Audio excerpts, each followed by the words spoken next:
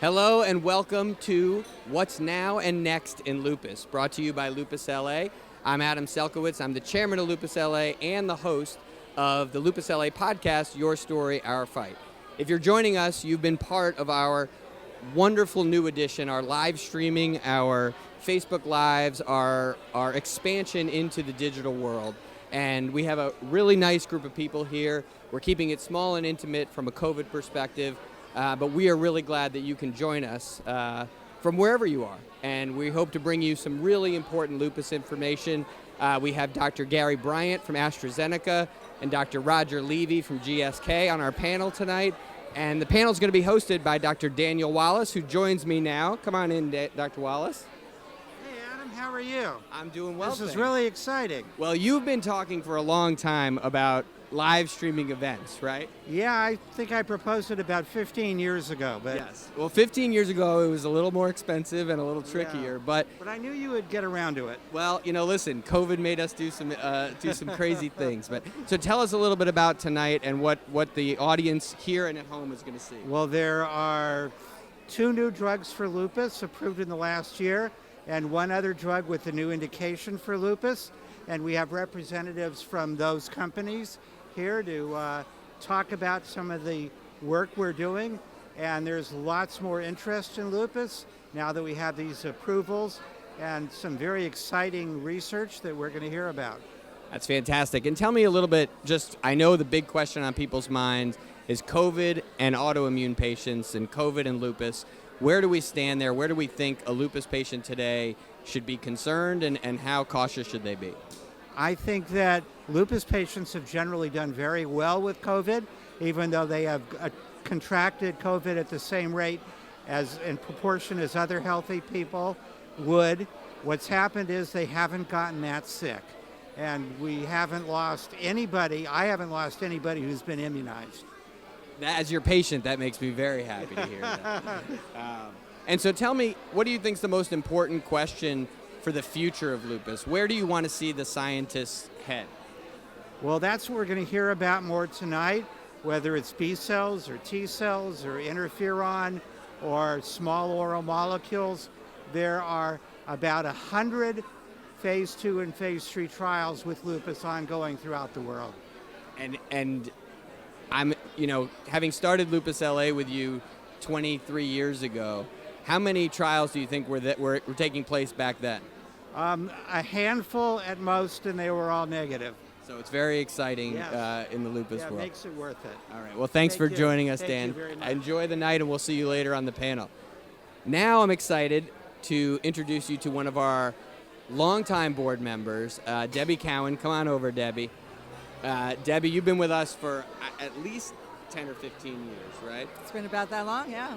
So tell me, how do you feel like Lupus LA has changed over those last years in terms of our growth and and what we do for the community? I think that there is an energy now. I feel like we have a momentum, especially with the research that's going on. There's a sense of hope. I think at the very beginning, when I was first involved, was when my daughter was diagnosed. And it was a very scary time. You just didn't know what was coming your way.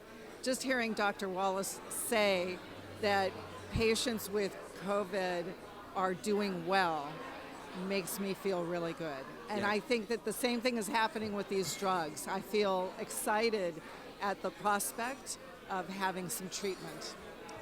And I'm assuming for Amanda, your daughter, who, COVID's been a really wild ride, right? I mean, I think as a lupus patient and as a parent, how has that changed over the course of the pandemic in terms of, as the rest of the world starts to move on? How does that impact you guys?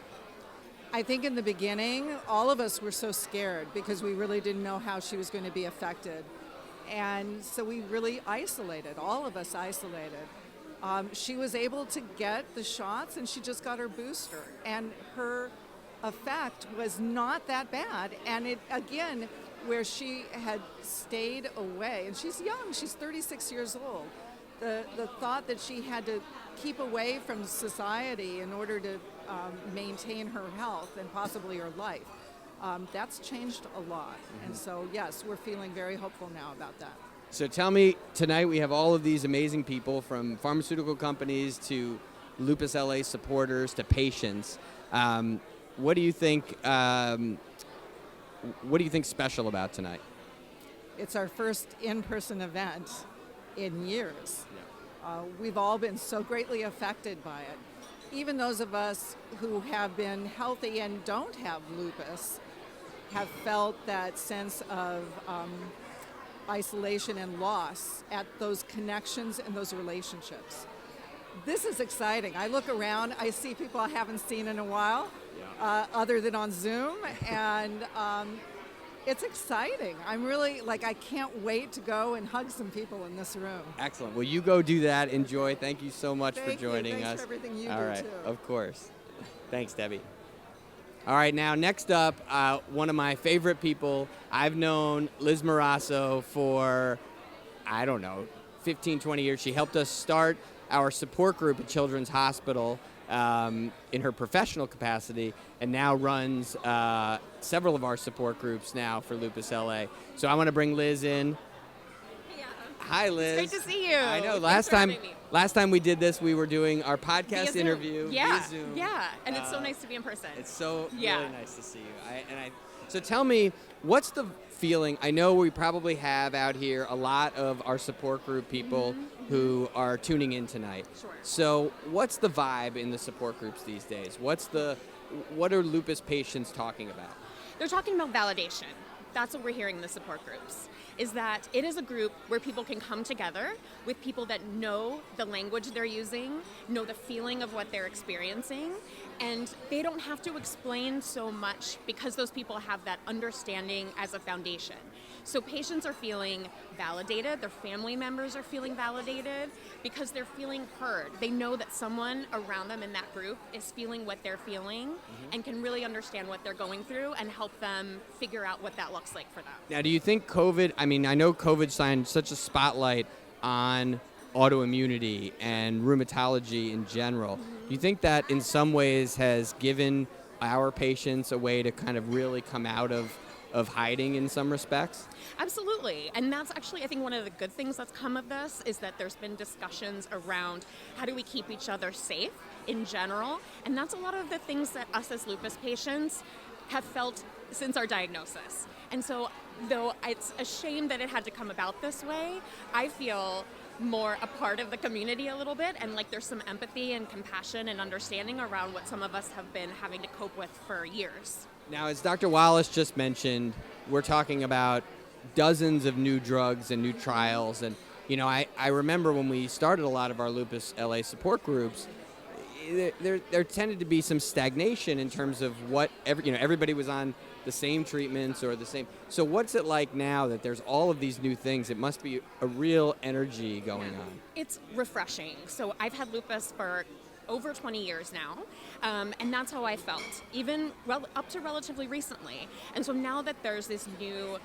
questions being asked, a new curiosity about lupus patients, lupus care, how lupus patients can live well, I'm excited as a patient because there's something new happening every day. Yeah. Yeah. No, this is, so what does this mean to you? What is Lupus LA back in public mean to you? The energy is incredible, and that's what I love about Lupus LA events. What I love about this community is that it brings people together of different contexts for one goal, and that is to build a beautiful, supportive community for lupus patients, their families, and their support systems. So this feels amazing. Liz is not the most well-spoken, fabulous lupus person you've ever seen. Check out our support groups online, lupusla.org. They are really phenomenal, and you can access them now from all over the world. Thank you, Liz. Enjoy. Thank you so Have some much. amazing Scopa Italian Roots Will food. do. Thank you. It's going to be fantastic. Thanks, Thank you Adam. so It's much. good to see you. Last but not least, I want to bring in Susan Bazarski. Susan is our, I always keep wanting to say new executive director, but it's been, That's right. it's been what, 3 years? A little over 3 years. 3 years minus 2 for COVID and, Right. plus One 5. pre-COVID, 2 post-COVID. Exactly. So tell me about tonight. You really have put this whole event together. Tell me who's in the room. Why are we here? What's happening? Yeah, so we're super excited. We wanted to do our first in-person event that was responsible and COVID safe. So we decided to pick this amazing restaurant outdoors and have about 100 people. And we have patients, advocates, our support group facilitators, we have board members, medical advisory board members, sponsors, so partners from pharmaceutical companies, and guests that we want to thank for being a part of this community. Excellent. And so what we're going to hear from the real scientists, the real people who are putting together the new treatments, the new pharmaceuticals. What do we hope to learn tonight?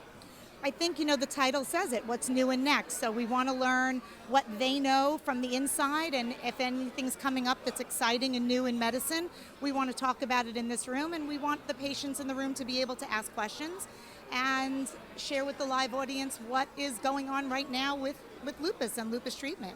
And if I'm a lupus patient sitting at home watching the live stream and I want to get more involved with Lupus LA, what are my opportunities? Whether I'm in LA or, I like to say that we're a local organization with global reach. Right. And that used to be really because of our celebrities, because of the connection to Hollywood, but now I really think it's because of the programming we're putting together. So what can a lupus patient at home do to get more involved? Wow, so many things. I would say our support groups are weekly and monthly, and they are a way for lupus patients to get to know one another. We have online programming, and we do quite a bit of one-on-one care, and certainly we hope to volunteer soon to have events. So I would say reach out to info@Lupus LA or to myself and go online and connect with us, and we will find there's so many ways to get involved, and mostly it's just to become a part of our family and a part of our community. Terrific. All right, that's it. You've heard it all. We are going to bring you the live panel, so get a drink, take a break. I'm going to get a drink. You're going to get a drink. Yeah. We're going to come back with our fantastic panel led by Dr. Daniel Wallace, and thank you for joining us. And please remember to come check us out, lupusla.org. Spread it around. Tell your friends. Go on social media. That's what really makes the community so strong, and we appreciate you tuning in. The rough terrain of lupus can be daunting. This chronic autoimmune disease causes joint pain, prolonged fatigue, sensitivity to the sun, chest pain, and dozens of other symptoms. One step at a time. That's how lupus patients battle their disease. With each step complete, another challenge arises. But with fierce determination, with help, with community, the climb becomes more manageable. It's your story, but it's our fight. I'm Toni Braxton. Learn more at lupusla.org.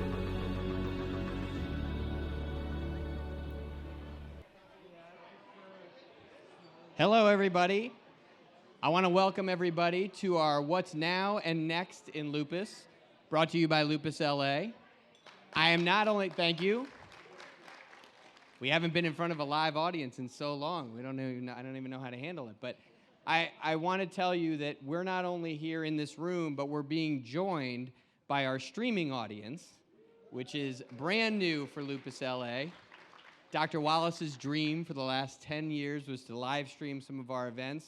So as the pandemic has helped us reinvent ourselves a little bit with our Facebook Live programs, our podcast, and our virtual support groups, we're able to now stream this live all over the world. So welcome to our virtual audience. Give them a round of applause. To our virtual audience, please know that we are being as COVID safe as possible here at Scopa Italian Roots restaurant. Chef Antonia and her team have been incredible, and we're in this wonderful tent outdoors, or under a tent outdoors, I should say.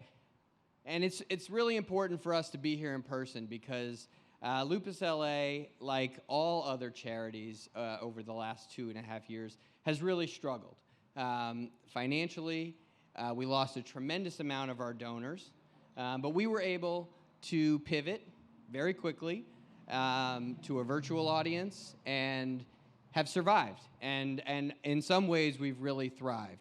And that is in no small part to the support of the people in this room, members of our board, our medical advisory board, our patient advocates, our support group leaders, and the pharmaceutical companies who have really supported us through these tough times. So I want to welcome everybody here. I want to thank our sponsors, GlaxoSmithKline, GSK, Aurinia Pharmaceuticals, AstraZeneca, Eli Lilly and Company, Exogen, American Airlines, Horizon Therapeutics, and many of whom are, raise your hand if you are one of those sponsors that I just mentioned. So, and on our panel behind me, of course. Your support is really, it's critical to an organization like ours, one that's dedicated to providing services for lupus patients, particularly lupus patients who can't afford some of the services that we provide. And so we really appreciate you partnering with us. And I know Susan, where's Susan? I don't know where Susan.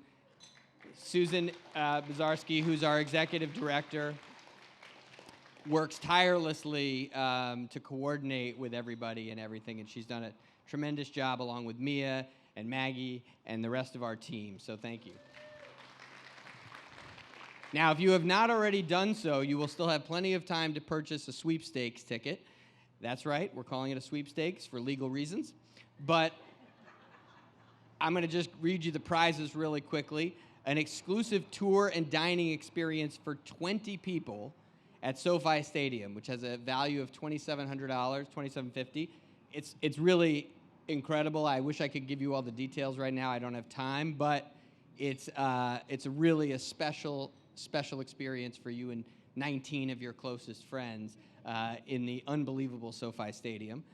Two winners, thanks to American Airlines, two winners tonight will get 100,000 American Advantage miles, which can actually take you further than the dollar these days. And we're also giving away a $150 gift certificate to Scopa Italian Roots, so you can come back here and have this amazing food once again. There's no purchase necessary. For entry, additional entries are available at $100. See Mia. Where's Mia? Mia, raise your hand. Mia's in the back there, right at the front table. We can sell those. Now, we're going to get to the heart of our evening. I am really honored and thrilled to be able to introduce you to our panelists this evening. I've shortened everyone's bio because we have a live audience and we don't want to be, you guys are so accomplished. So let me tell you who's here with us tonight. First, we have Gary Bryant, Senior Medical Director of Immunology at AstraZeneca. Gary, raise your hand so everybody can say hello. Dr. Gary Bryant is a board-certified rheumatologist with over 3 decades of clinical experience during his tenure at the University of Minnesota Medical System. Dr. Bryant spent a considerable They don't love you out here on the streets of LA, Dr. Bryant, I don't know. Dr. Bryant spent a considerable portion of his time caring for patients with lupus, where he served as the medical director for the Rheumatology Clinic from 2007 to 2019, and the Lupus Clinic from 2010 to 2016. Now, unfortunately, Dr. Archie Stone from Aurinia could not make it tonight, but in a last-minute change, we are fortunate enough to have one of our very own Lupus LA superstars, Dr. Caroline Jeffries, is here. She is the Associate Professor of Rheumatology, Scientific Director of the Women's Health Research from Cedars. Please welcome Dr. Jeffries. She also works on a lot of projects that are near and dear to my heart, but so I appreciate you very much for stepping in tonight. And I'm going to move out of your way. Professor Roger A. Levy is here from GSK, our friends at GlaxoSmithKline. He is the global medical expert in immunology and specialty medicine.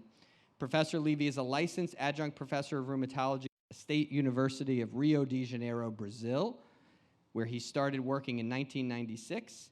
He completed a fellowship program in rheumatology in 1989 at Cornell Medical Center and received his PhD in immunology biological sciences from the Federal University of Rio de Janeiro in 1994.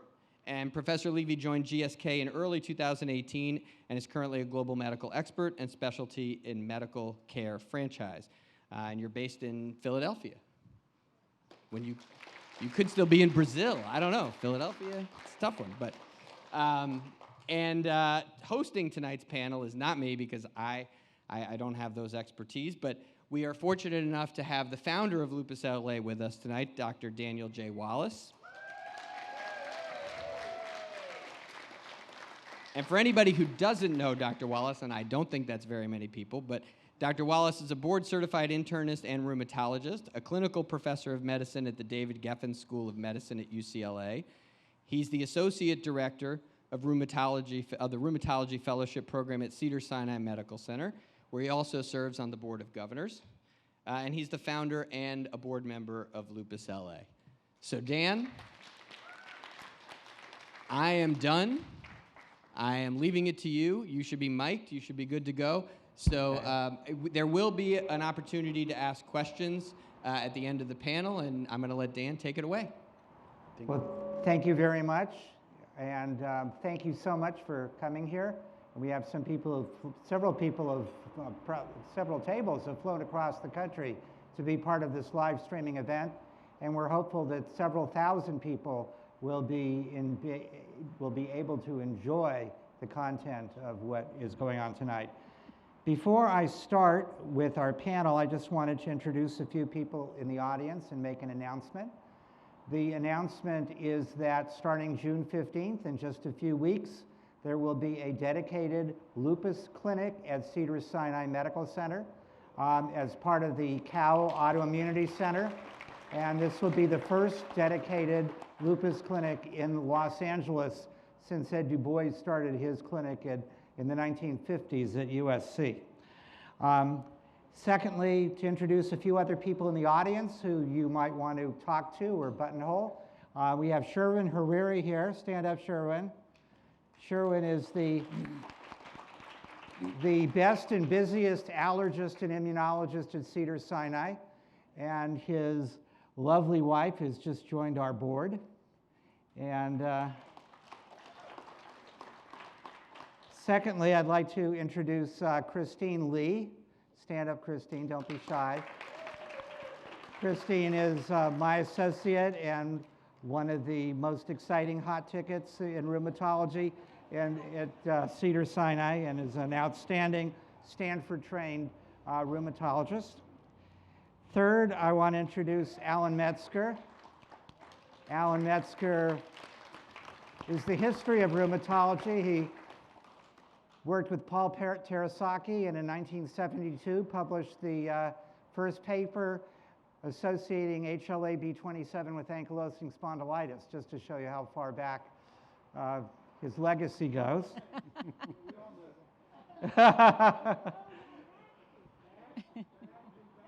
And I also want to introduce Debbie Zach. Debbie, stand up. Debbie's a consummate immunologist and rheumatologist. She covered my weekends when she was a fellow at UCLA a long time ago. She's now the CEO of Exogen Labs, which is one of the best rheumatology labs anywhere on the planet. And what Debbie doesn't like to brag about, but is that she wrote the first paper with Richard Weisbart on using a biologic for an autoimmune disease. Yes. Wow. So, the panelists are going to talk for 8 to 10 minutes, and then we're going to have some interaction. So, as you know, Gary was a clinical rheumatologist in Minnesota, seeing patients for 37 years before he went to the bright side, or whatever, the dark side. But he is doing something very exciting. His company has a brand new drug which is novel and innovative and will make a huge difference for lupus patients. So, Gary, give us some of your insights. Well, thank you, Dan. And I want to say how proud AstraZeneca is to be supporting this event tonight and supporting Lupus LA. And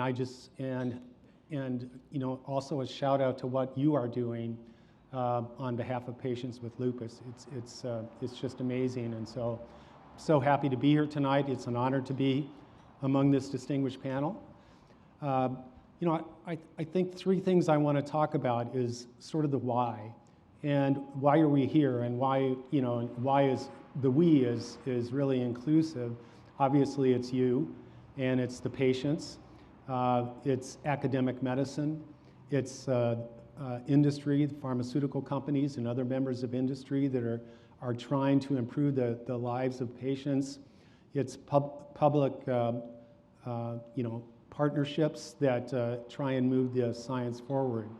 And the why is because there are still so many unmet needs in lupus, as you all know. I'm not going to preach to the choir here. You know, it affects around 300,000 patients in the US. That varies a little bit between different studies about how you define, but that's a lot of people. It's not a rare disease. And for so long, we've had too few therapeutic options. You know, Dan and I go back a long time in treating rheumatologic patients and lupus patients, and there were very few options to try and get things better.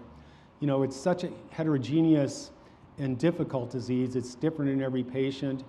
You know, I think that obviously and part of my second part will be the advances in immunology and research have really moved us forward and are going to move us forward in the future, and I think the future is very bright. I think that the impact of lupus on patients' lives has been under-recognized, and I think that's coming a little bit more to the forefront with the importance of patient-reported outcomes and really the voice of the patient in a shared decision-making aspect with their specialists, whether it's a rheumatologist or other specialists that treat lupus patients, whether it's nephrologists, dermatologists. But because it affects all organ systems of the body, I had to get to know everybody when I was treating patients with lupus, as far as what a complication might be and how they could help me as far as in the care of those patients. And I think the second thing is as far as what's the now. And I think the now has really advanced in the last decade or a little bit more. It was 50 years between FDA-approved drugs for lupus until the last one, or the one was approved in 2011, not the last one. And so the era of biologics and more precision medicine has really advanced the care. But we have a long ways to go. But you know, I still think again that the hope is brighter for lupus patients, and I saw that certainly in the last decade that I practiced. I think that you know, we know so much more about the immune system and it advances every year. It's almost at light speed. We know that there's two parts of the immune system. There's the innate that basically all, you know, living organisms have, that is sort of intrinsic as far as how we fight off things. And then the adaptive part of the immune system, which is how the immune system learns to try and, you know, fight off different infections or other types of diseases, and that includes cancer and other things of that nature. And those two talk to each other. And we've learned a lot more about what some of those mechanisms are, about how they talk to each other through basic research, translational research, and then moving that to clinical research, where we actually do clinical trials that move it to the patient, that try and get better treatments for lupus. We know that a lot of the signaling that occurs are through cytokines, molecules that basically are part of that, the way that the innate and the adaptive immune system talk to each other. And there's so many cells that are involved. It's a very complex thing, but we learn more things every year. And so that's why I'm optimistic that things are going to get better and better as time goes on. You know, I think one of the members at our table, and I knew that there were a lot of clinical trials going on. You know, was updated recently that there are, I think it was 63 or 64 clinical trials currently going on in lupus. I mean, think how different that is than 5 years ago, 10 years ago, and certainly beyond that. There's all sorts of different parts of the immune system that are being looked at, sort of targeted immune therapies, And that expands year to year as far as looking at different mechanisms, because there isn't going to, just like cancer, there's not going to be one thing that cures lupus. You know, there's going to be patients that respond to one thing versus another.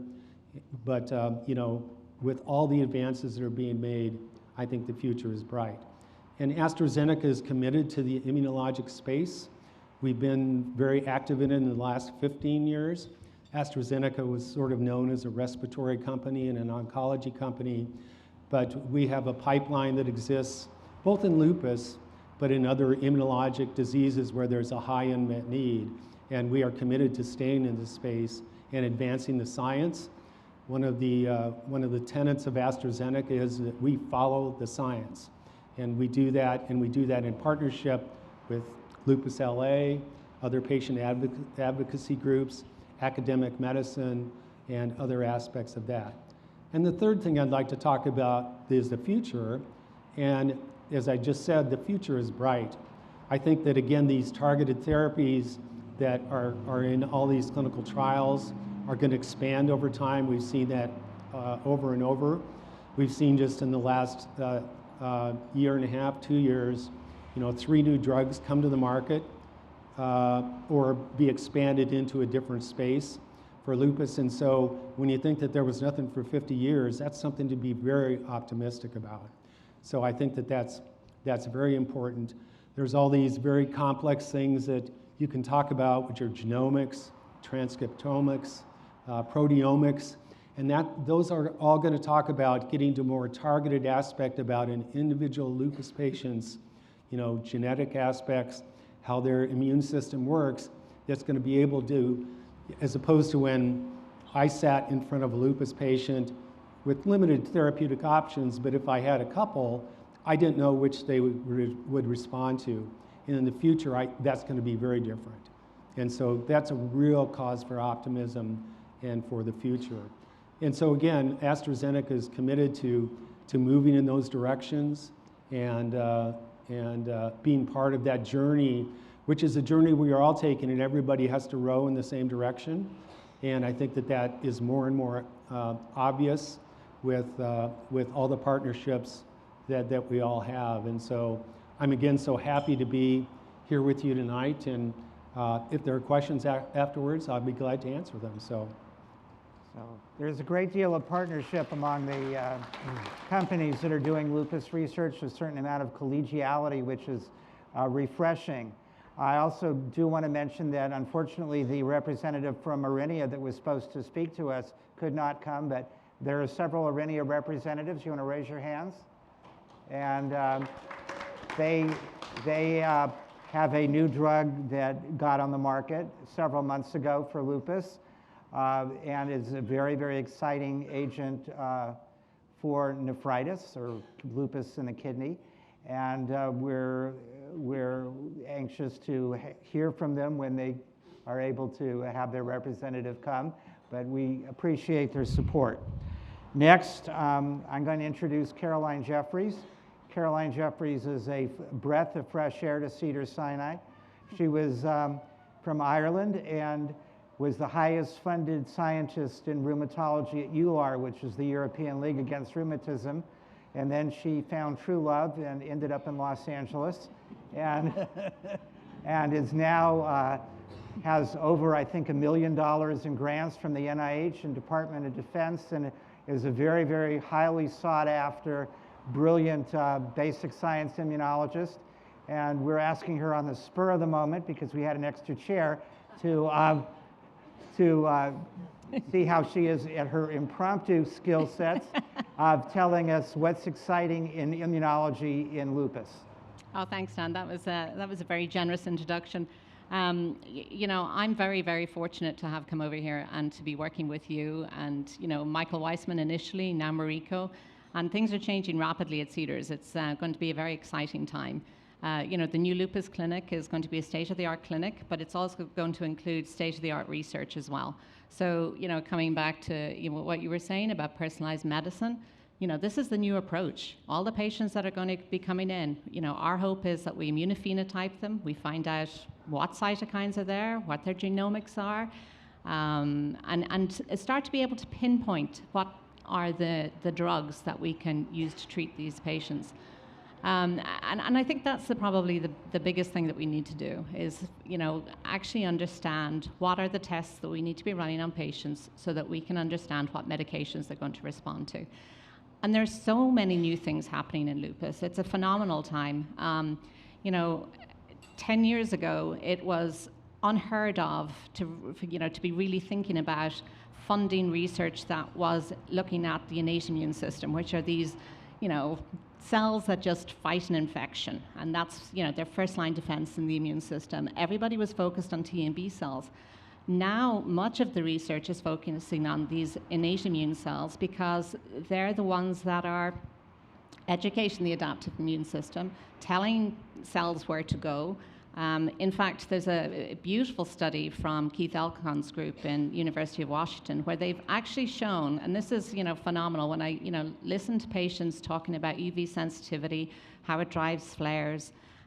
Basically, cells called neutrophils are activated in the skin by UV light, and they travel to the kidney and can cause kidney flares after exposure to UV light. So what if we can understand what's driving those neutrophils to go to the kidney? Can we stop them? Can we, are there ways to target these cells directly?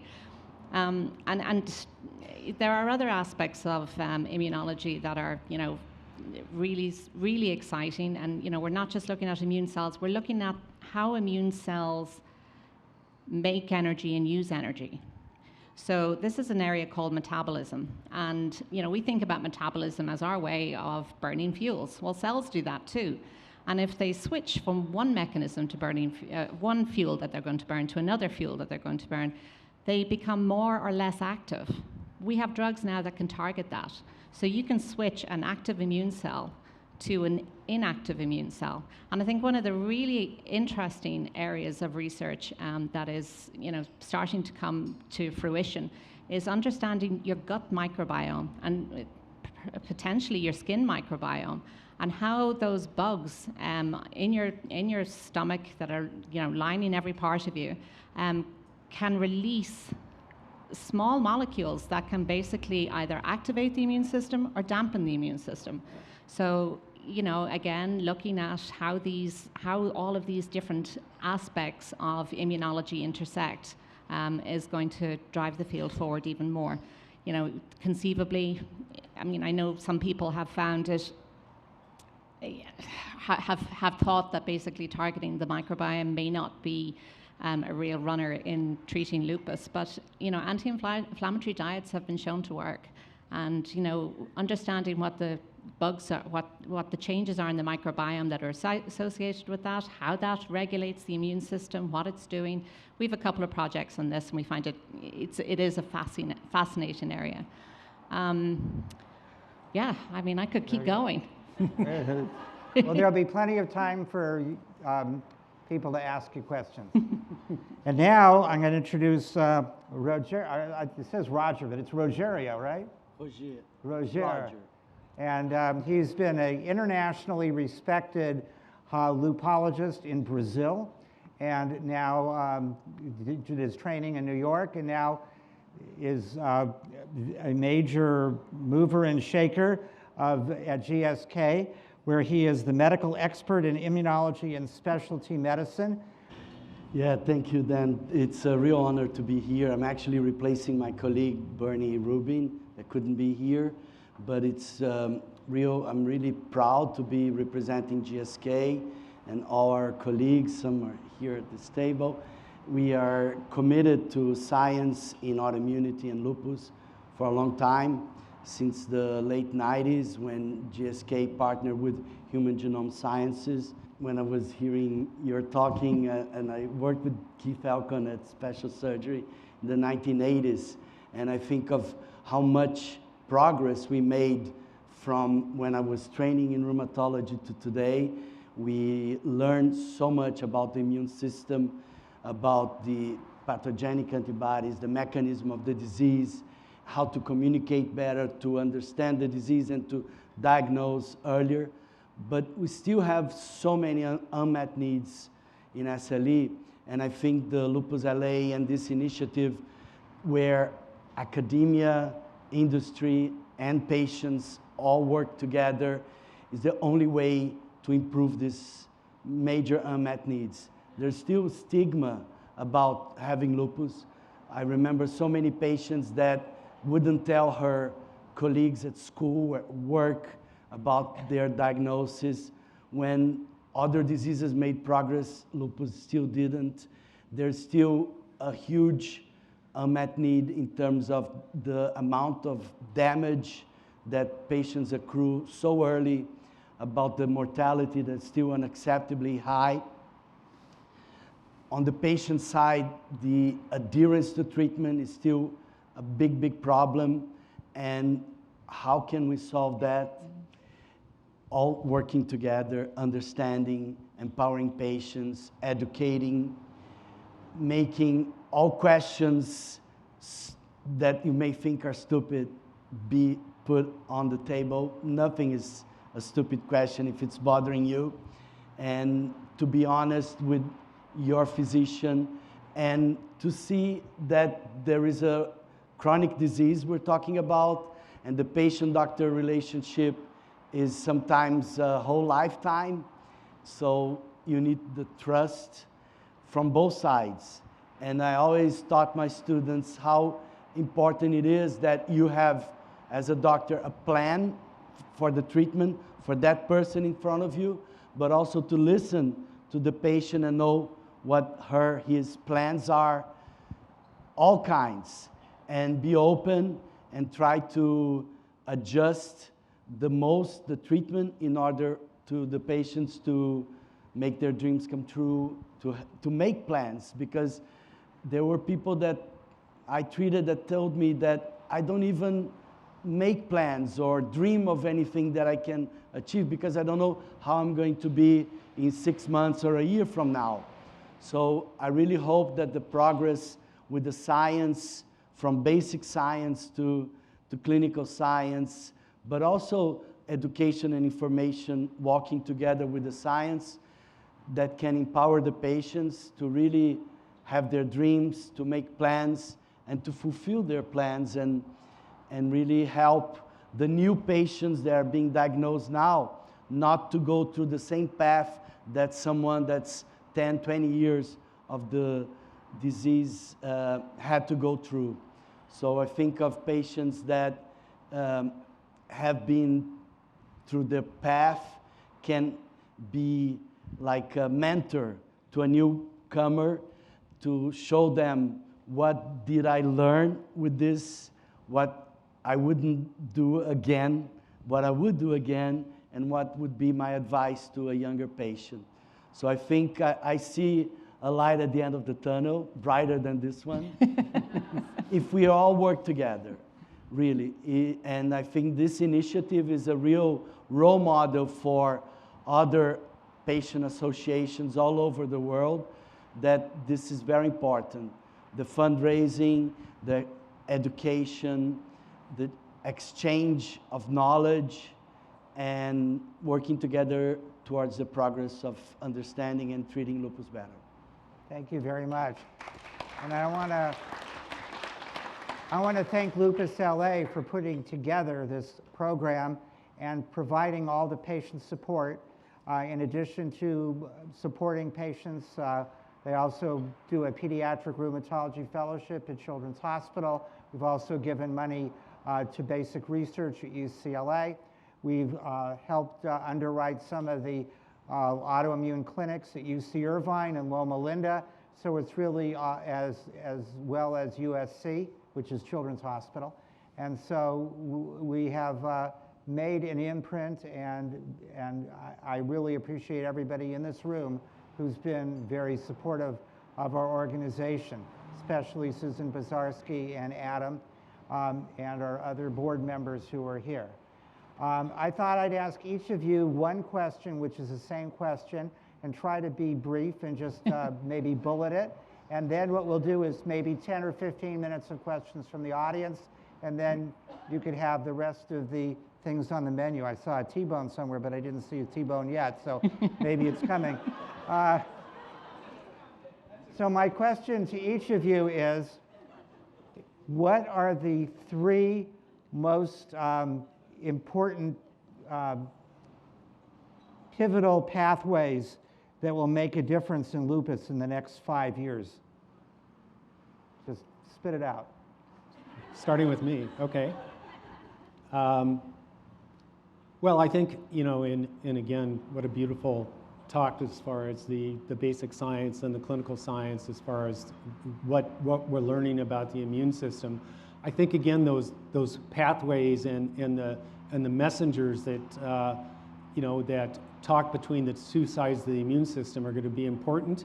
I think we know that sort of bridging those two sides is the plasmacytoid dendritic cell. We know that it exudes a lot of type 1 interferon, and so I think that that's a very important pathway.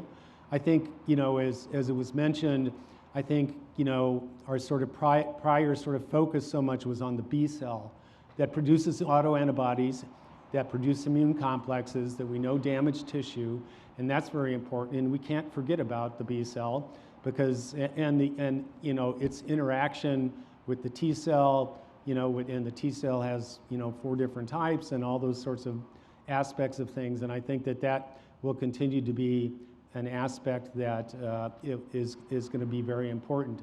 I think there are a lot of other pathways that are being looked at that are part of the JAK-STAT type of pathway. There's one that recently, unfortunately, didn't meet its primary endpoint and has probably been discontinued. But we have to look at the history of clinical trials in lupus and all the molecules that have been looked at over the last 15, 20 years that look very promising, maybe looked very promising and had positive results in phase 2 clinical trials, and yet, sort of failed to get across the endpoint as far as a phase 3, sort of program that would meet the muster of the FDA. I'm proud that AstraZeneca had one that got across there last year, and so, I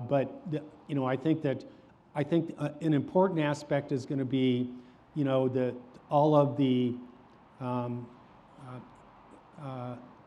clinical researchers that are looking at clinical trials in lupus and whether we need different endpoints. How are we going to either merge the endpoints that are already there or create a new endpoint that will actually, perhaps not sort of have a disease, have a molecule go off the rails and not get across that might be helpful for some patients. And I think, again, the aspects of the personalized medicine is going to be so important as far as that's concerned about, a very promising molecule that targets something that we know should be very important. Perhaps there need to be different rules for that. So I don't know if that was brief enough, but. What's in your crystal ball, Caroline? I don't think you left much on the table for me. I think I'd approach it a bit differently. It's, I think the real strengths going forward in lupus for solving things for patients are combining interdisciplinary approaches, bringing immunologists together with cardiologists who are doing advanced cardiac imaging. We have a study in Cedars looking at cardiac disease in male and female patients. We have a wonderful women's health research program at Cedars. And, one thing that we haven't talked about is that, 90% of patients are women. And though, I am going to make a shout out, I'm not going to answer Dan's question. I'm going to go completely off the rails. I'm going to give a shout out to Joanne sitting over there. She's an 18-year-old entrepreneur who has her own skincare company. And I think it's the empowered women and it's women's empowerment that's going to make a big change, I think, to lupus research as we all start speaking up. Yes. Okay, Roger. Well, I think Dan didn't like that answer. We always say lupus is heterogeneous, but then we have that classification criteria that everybody uses for diagnosis that try to make it one disease.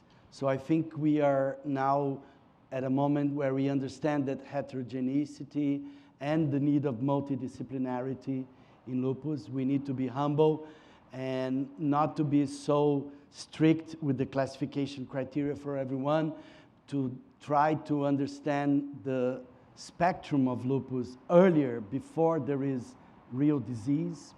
So I see precision or personalized medicine as in my crystal ball, with better biomarkers, where we could understand which pathway is more important for that patient.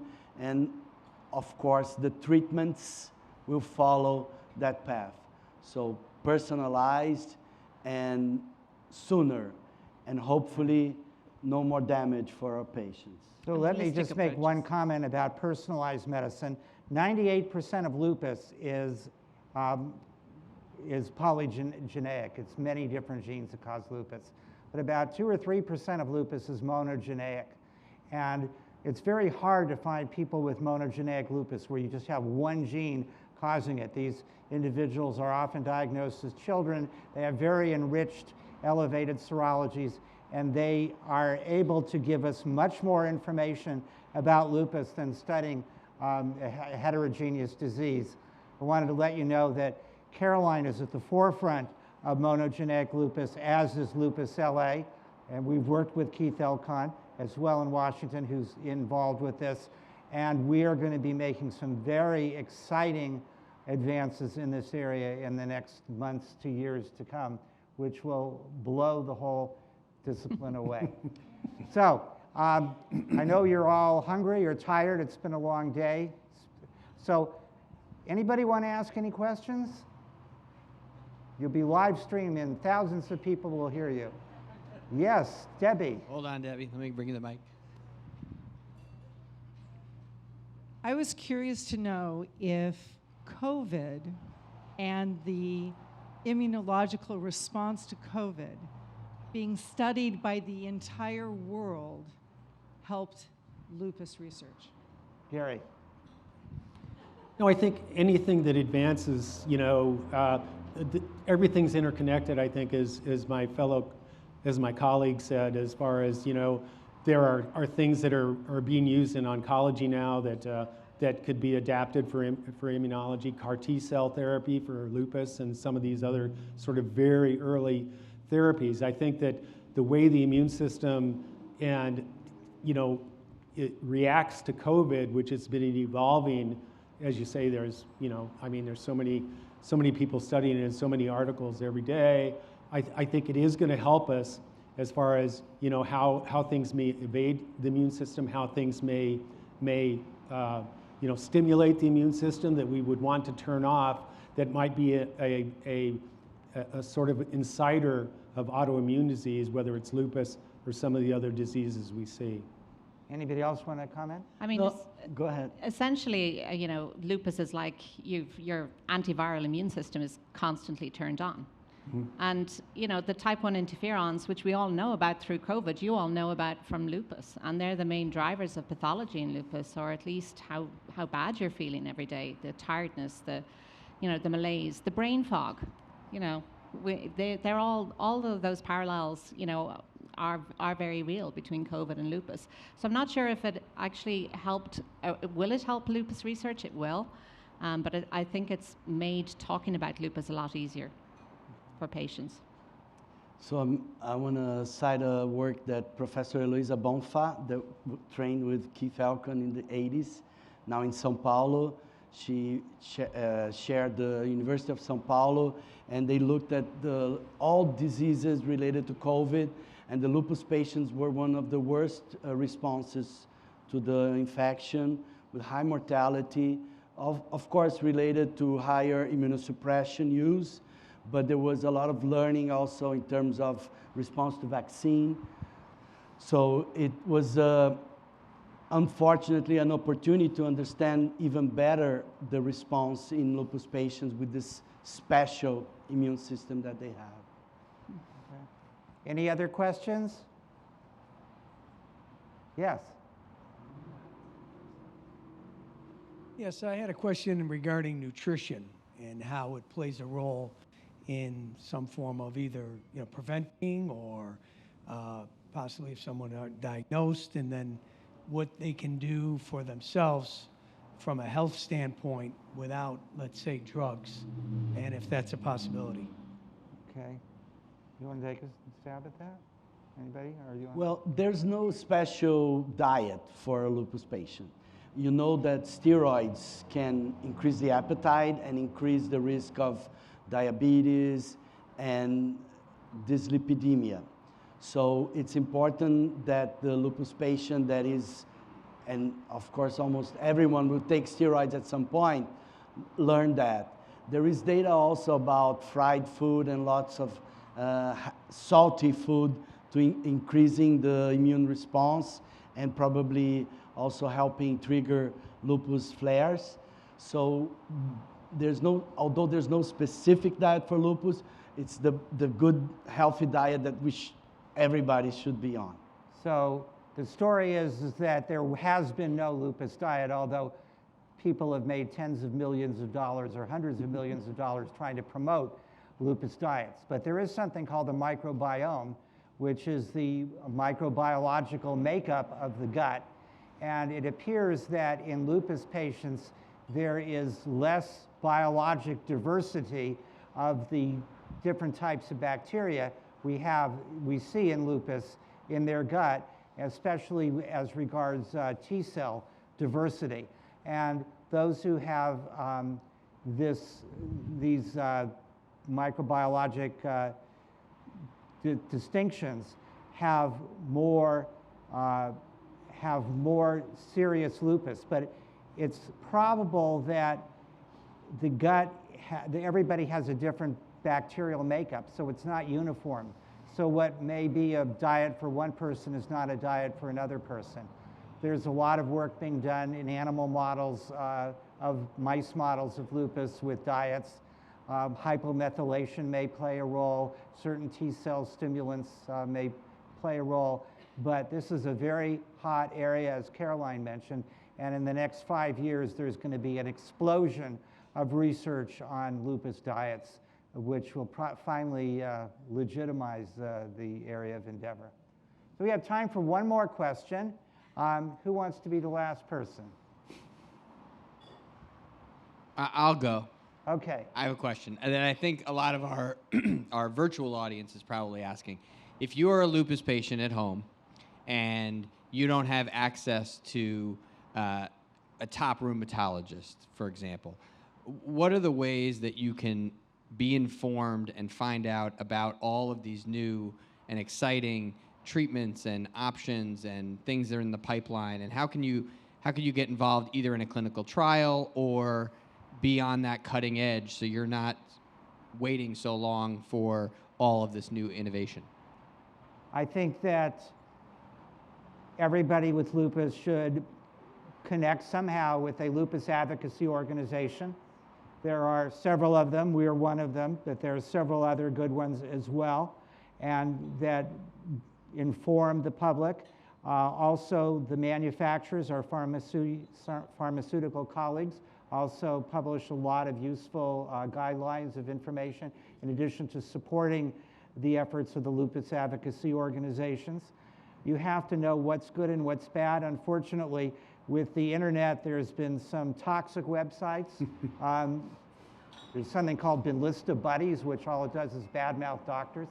So yeah, I'm serious. You have to realize what is a legitimate lupus advocacy organization and participate in it. And it might not be a drug company. It might not be a lupus advocacy organization. It could be your local university. And it could be the National Institute of Health. It could be any of several very good organizations. Would you just go to lupusla.org? Or I was just going to say, you set me up perfectly for the lupusla.org promo. If I might take 30 seconds. All right, go ahead. Go ahead, Brad. I had this question very frequently from my patients. So I said, if you're on the internet, start from the bottom. Who's signing it? Check where's the information coming from. So like Professor Wallace said, Lupus Research Alliance, NIH, any from Lupus LA. university, yeah, LA. Lupus LA, of course.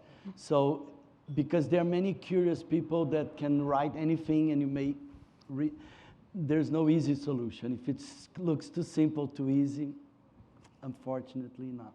Okay. And I just, again, the future's bright, and I'm an optimist about lupus and about autoimmune disease. The fact is, though, there's a workforce issue in rheumatology. It is, and studies by the American College of Rheumatology, of which I've been a long-term member, and almost every rheumatologist in the audience has been, has done these workforce studies. The foundation that's attached to that is looking at innovative ways to increase the rheumatology workforce. So those of us who are aging, that look like me, that are aging out of the workforce, are replaced by top quality rheumatologists that can take care of things. It's especially difficult in the pediatric rheumatology space. I think there are 9 states with no pediatric rheumatologist, and a lot of people have to travel 500 miles to see a pediatric rheumatologist. I'm not trying to be a downer here at the end of the night, but I think, just look at things like that, and I think if there's not a rheumatologist in your community, talking to an internist or other primary care physician and saying, what can I do, to see someone. So there is virtual medicine and telemedicine, Yes. which is making an impact.